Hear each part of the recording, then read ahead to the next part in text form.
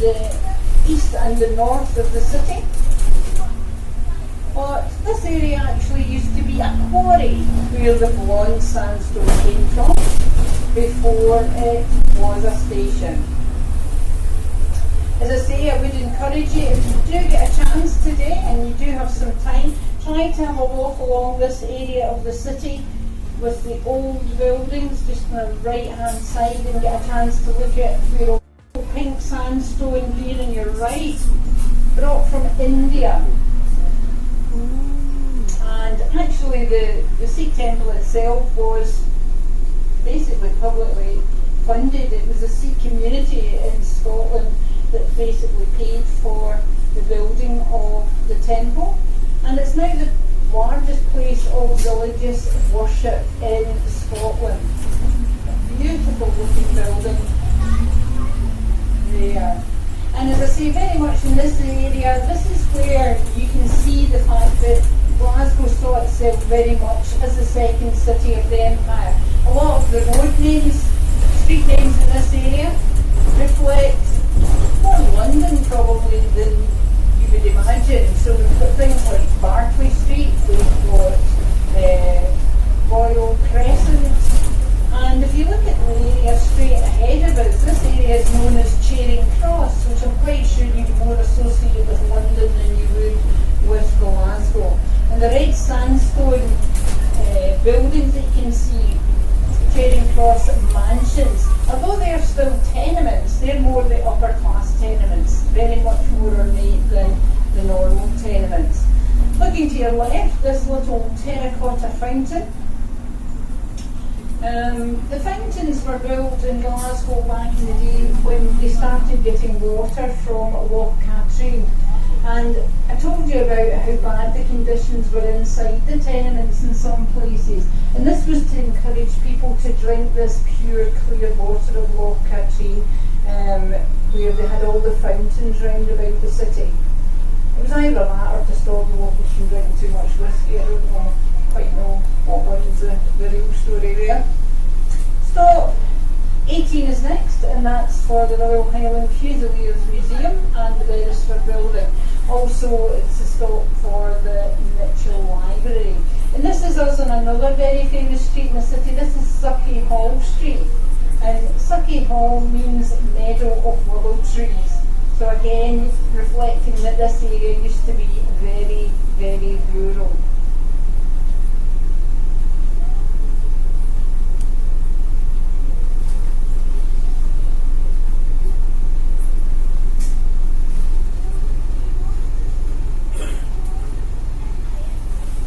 Beresford Building, you can see up ahead there is on the left hand side the cream building.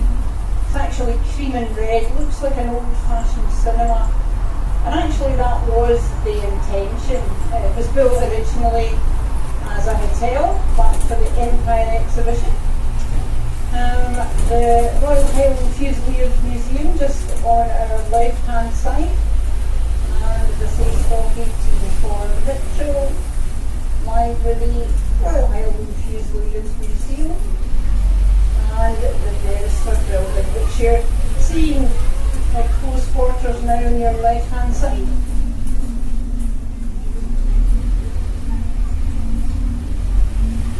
As we go along this part of Argyle Street, this part more restaurants, bars, cafes, etc.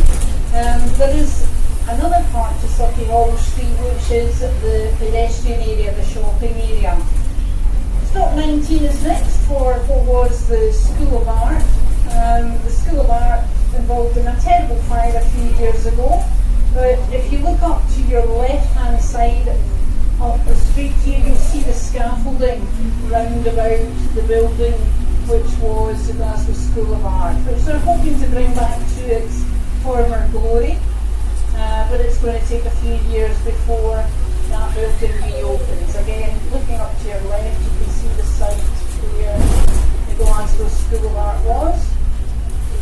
And if you look straight ahead of you, a view of the pedestrian precinct, the shopping area of the city. On the right hand side, the white building with the black sign outside, Macintosh at the Willow.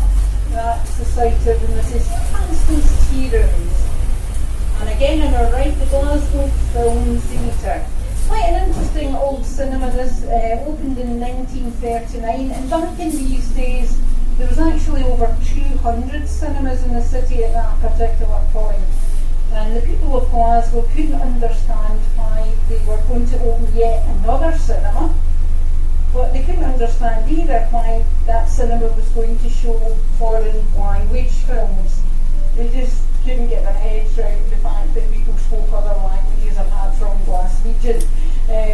But it's still here, and it's still involved in our film festival, the Glasgow Film Festival, held every February, which is the third largest in the UK. Moving into the theatre area of the city now. Shop number 20 is next, and that sits outside the Royal Conservatoire of Scotland. Now, the Royal Conservatoire actually took over from the Royal Scottish Academy of Music and Drama, and this was actually to offer students higher level degrees in music and the arts.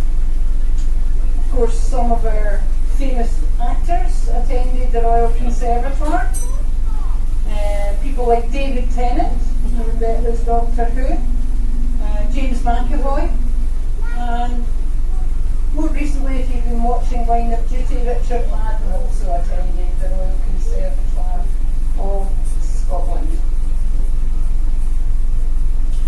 Stop number 20 is for the Royal Conservatoire, also for the Theatre Royal and the Piping Centre and the Pavilion Theater.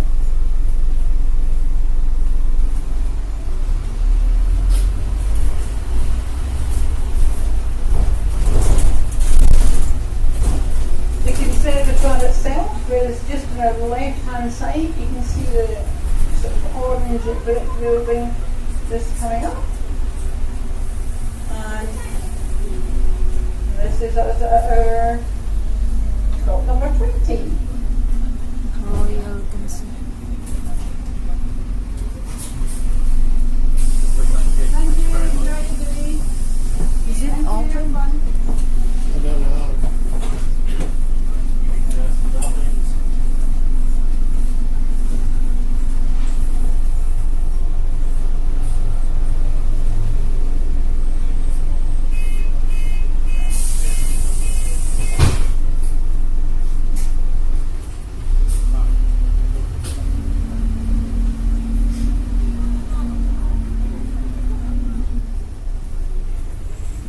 As we cross over the lights here, if you look up to your left hand side, you'll see the white building of the Theatre Royal, and this is the home of Scottish Opera and Scottish Ballet. Also, if you're interested in bagpipes, our national instrument, there is the Piping Centre just up at the very top of the street up here. So as I say, definitely the sort of main sort of theatre area in the city at the moment.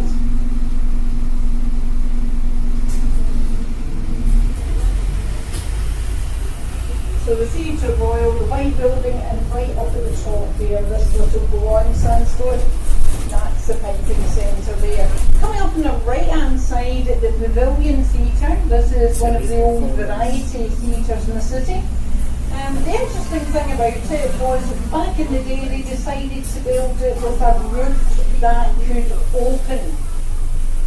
Now you might think, why would they do such a thing in Glasgow, as to build a theatre with a roof that can open? The reason for that is so many people smoked back in the day. And what they used to do was open the to let the smoke clear. They forgot, of course, they were doing this in Glasgow, where the weather in the winter is not really all that great, so it's not been open that often in its life. On the right hand side we have Cineworld, the tallest cinema in the world. The tallest cinema. It has 6 floors, 18 screens, and you can see on the right hand side here a list of all the different films that are showing at this moment in time.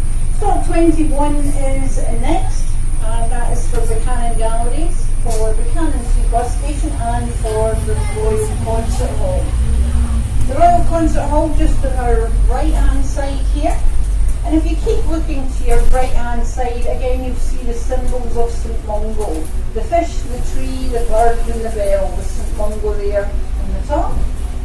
And on the left hand side, the only bus station left in Glasgow now. So it services the local buses, but also if I want to travel anywhere in the UK by bus, this is where it would come. Just behind that, you can see our third university, Glasgow Caledonian University. And on the right hand side we have the Canon Galleries, another one of the big indoor shopping areas in the city.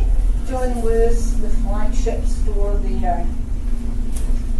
Glasgow Caledonian University, again around 16,000 students studying there. Things like midwifery, business and IT, the popular subjects there. So we're heading back to George Square to our stop number 1. Buses, as I say, running around every 20 minutes today. We'll be setting back off around 12:10 once we get back into George Square. So lots of different methods of transport in the city. We've got buses, we've got our Sightseeing-Bus, taxis, trains. We've also got a small underground in the city as well.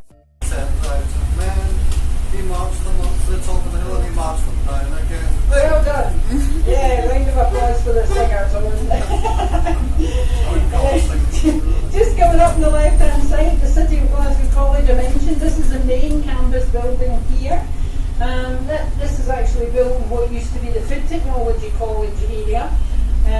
But the City of Glasgow College tends to let students study for vocational subjects, so things like hairdressing, people who want to be chefs or waiters.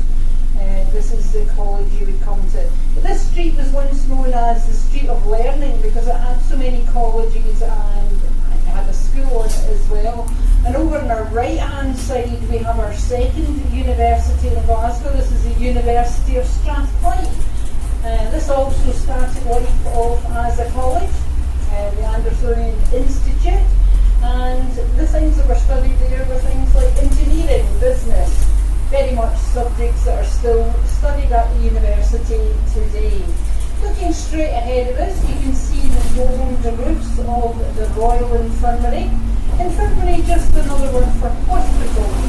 And this is where Joseph Lister came up with the idea of using carbolic acid to sterilise operating equipment, as he started to wonder why so many of the patients were dying, and it wasn't because of the operation itself, it was because of sepsis, infections.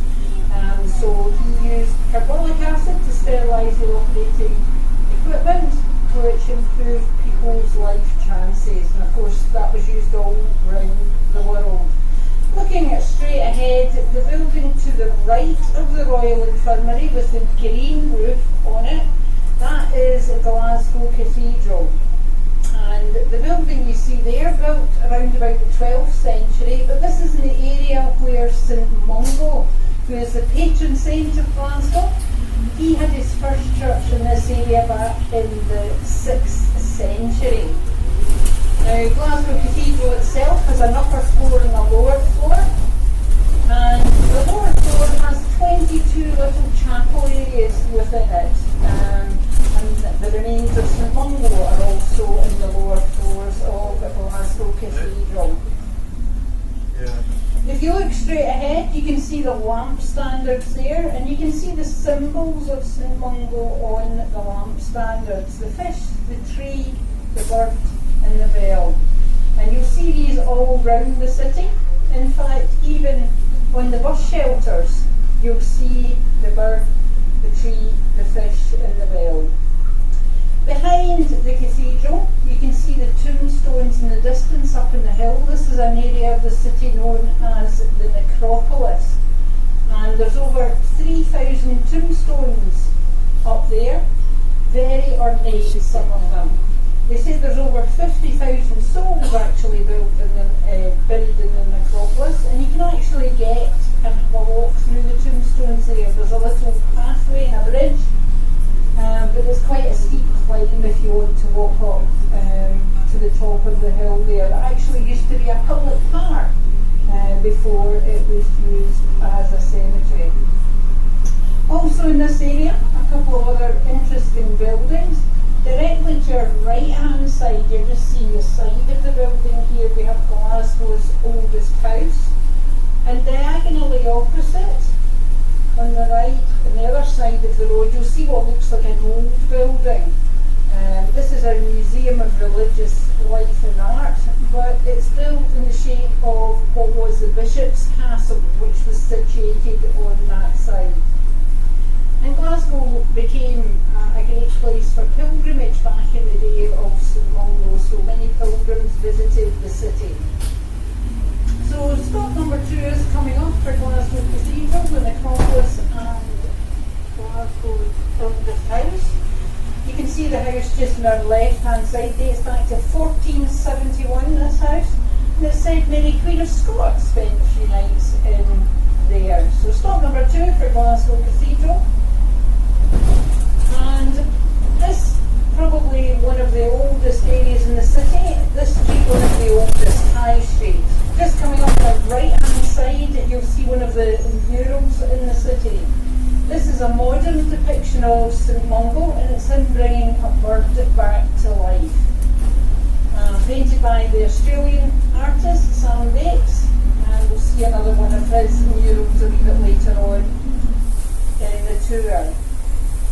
Stop number 3 is next for the Glasgow Police Museum and for the tourist people and the merchant city. On the right and the left hand side, examples of the tenement buildings, and if you look where the numbers are, if you look to the right hand side, number 251, you can see the entranceways, and in Glasgow that's called the close. So you go in the close and you go up the stairs. And Glasgow had this idea that commercial premises would be situated on the street level areas and the residential apartments up above. So you go in the close and up the stairs to the flats. Coming up on our left hand side, an area of the city known as College Land. And this is where Glasgow University's original buildings were. The university itself started back in 1451, and at the very start of it, the classes were actually held in the crypt of the cathedral before they built the buildings here. The university then moved over to the West End in the 1870s, and we'll see that building a wee bit later. The right hand side, the Merchant City, and as I say, coming up to stop number 3 for the Merchant City. And this is where the tobacco lords of Glasgow, this is where they had their businesses and their homes. And the merchants or the tobacco lords brought an awful lot of wealth to the city of Glasgow. Maybe not the nicest of people, but certainly brought a lot of business to the city. Looking straight ahead, the tallest steeple, the tower in the middle of the road, part of what used to be a much larger building. And the Talbot itself was built in the 1600s, and as I say, at one time this was the council building. This is where the city council ran the city of Glasgow, but it was also where the tobacco lords paid their taxes. Also the site of the jail in Glasgow at one point. And in the right hand side we've got a road called the Tron Gate. Gate meant way to. So Tron Gate was the way to the Tron. The Tron was the weighing scales for the merchants to weigh their goods to find out how much tax to pay. On the left hand side of the road is the Gallow Gate, which is the way to the gallows, situated right beside the prison. So looking on our left hand side in front of us, you can see the monument there with the unicorn on top of it. This is a market cross, and you'll find these all over Scotland. And these just signify that the town or city can hold markets or it can trade. So we're going to head along the Gallowgate to our stop number 4, which is for the Barra's weekend market and Glasgow's oldest sweet shop. We're going to go underneath one of the old railway bridges that you'll see scattered all around Glasgow. On the right hand side, a little park area with a pathway with different coloured strips on it, and each one of these strips names an artist or a band that played at Barrowlands music venue. On the left hand side, on the building there, one of the 3 murals painted for Billy Connolly's 75th birthday. So stop number 4, as well as the Barrowlands Market, the oldest sweet shop, Workman's. This was a Russian family who were on their way to America, so they thought. They got on the boat, and the people in the boat put them off in Glasgow. They've remained here ever since, and it's one of the granddaughters who still runs the shop today. So stop number 4 for Gutman Sweet Shop on the left. And if you look straight ahead, you'll see the red archway of the Barra's weekend market. So stop number 4. This is the oldest shops here in Glasgow. Ah, and it's still alive. Ah, so this is the tablets and macarons. Is this what Julie says? This would be the cheapest place that you drive past this Barrows, you'll see it, and you go, oh, what a go. Oh, yeah. Let's come down here Hi later. there. Come and join us. You can go off here now if you want. You get off here 20 minutes, 40 minutes. You want it? Nah. I'm still enjoying. So just up, as I say, on our left hand side, the Barra's weekend market, only open Saturday, Sunday. They say if you're looking for something and you can't find it, come to the Barra's. You'll definitely get it there. Although as a youngster we had a slightly different story. It was a case of we'd been unfortunate enough to have anything stolen from ourselves or our house or our car. It was a case of come up to the Barra's at the weekend and have a view and see. You'll find it all. Looking straight ahead, we've got one of the 90 public parks that we have in the city. This is one of the largest. This is Glasgow Green. And it's the oldest public park in Britain. And it's used for sports, leisure and entertainment, as all the parks are. Now we're going to head up towards our stop number 5, which is for the People's Palace and the Dualton Fountain. If I could just ask you, just be careful as we go through this area. On the outside, some low-hanging branches round about here. So Glasgow Green itself, to say, it was used more recently in the last few weeks as a fan zone, but it has also been used for the Transit Music Festival and the World Pipe Band Championships, which was held every year on the Glasgow Green. Now stop number 5, the People's Palace, only open 2 days a week at the moment, Wednesday and Thursday. But this is the Social History Museum of Glaswegians from 1850s to present day.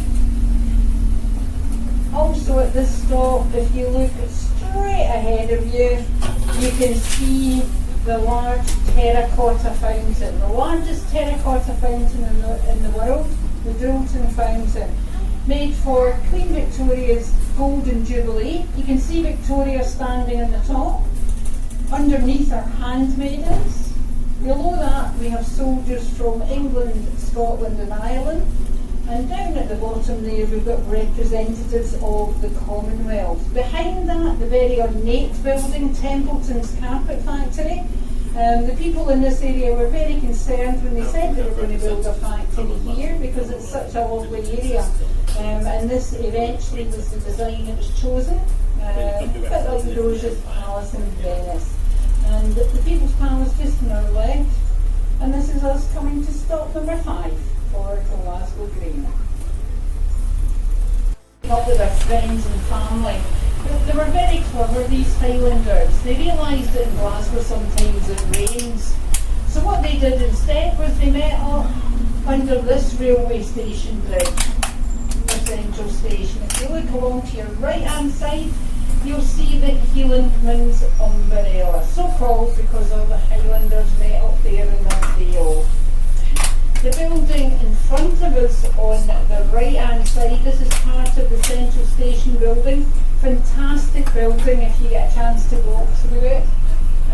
One of the largest stations, carries around 29 million passengers per year and it's running at full operation. Stop number 8 is just outside the Radisson Blue Hotel, which is just on our left hand side. And this particular building was the winner of a competition as they go into the iconic building standing in this very iconic street in Glasgow. This is Argyle Street. Now Argyle Street used to be one of the longest streets in the city. Not so much now, as they actually chopped it in two to build the M8 through it, but it was named after the Duke of Argyle. And the Duke of Argyle's funeral procession actually started away along at the Marks and Spencers, nearly along at the Tron Gate, and came all the way out to the west end of the city. The main part of Argyle Street, the shopping area, is behind us there, a pedestrian precinct that links up with the Cannon Street and Sucky Hall Street to make the Style Mile, or the Golden Sea of shopping in Glasgow. As you can see, development all happening in this particular area.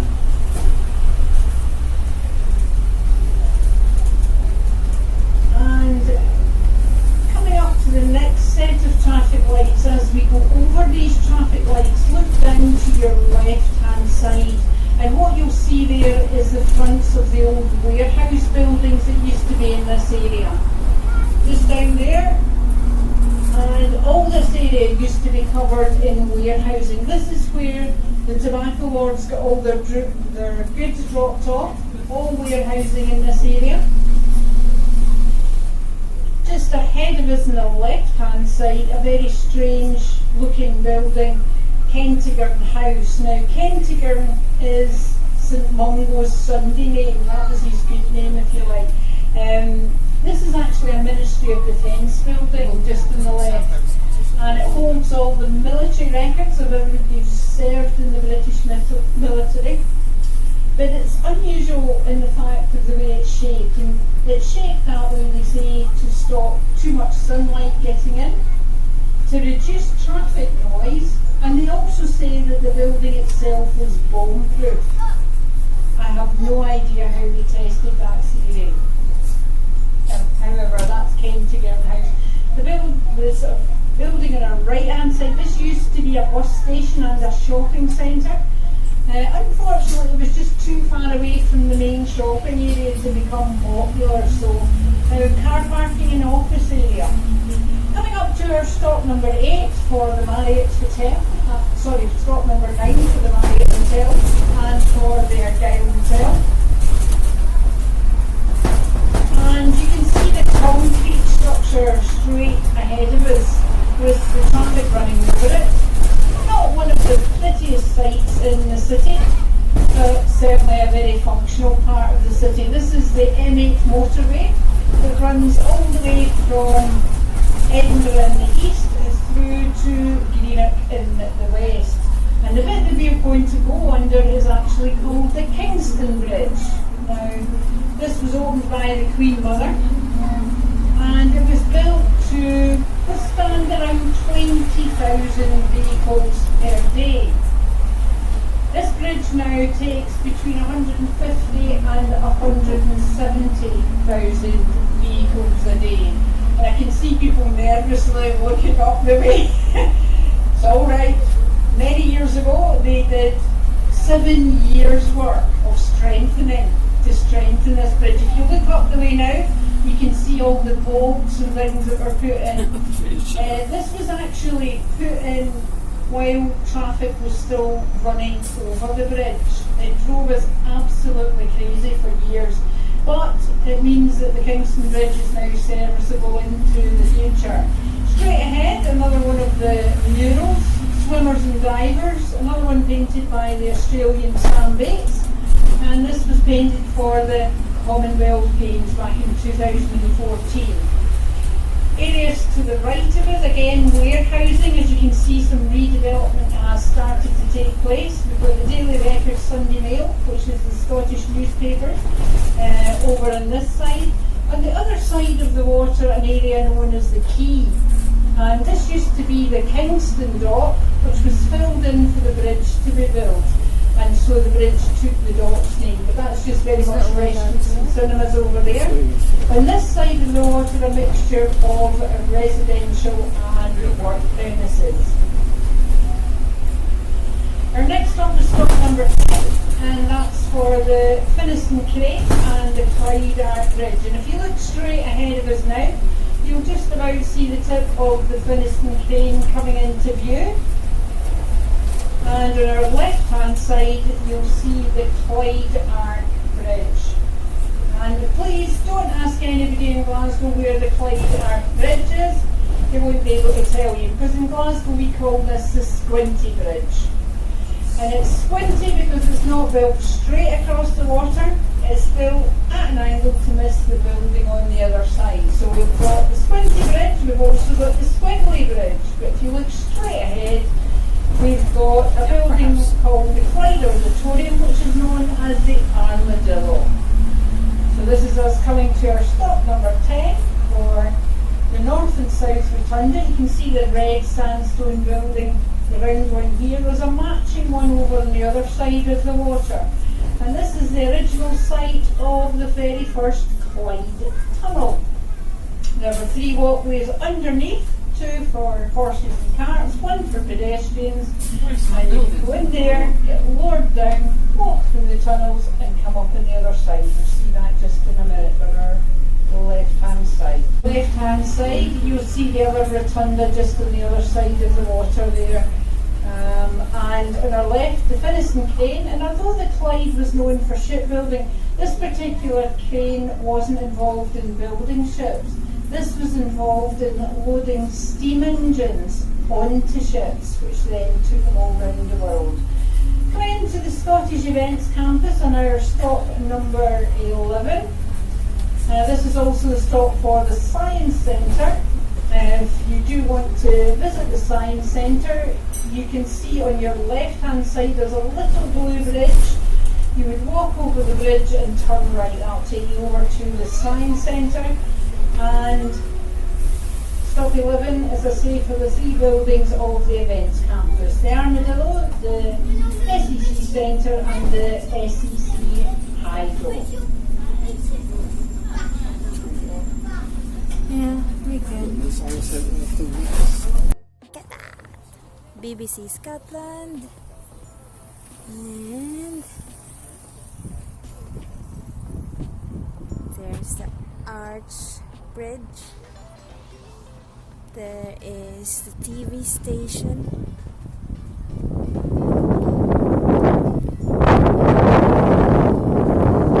In the corner, if you look straight ahead to the right of us, you'll see our City Chambers building, which is where the City Council hold their business today.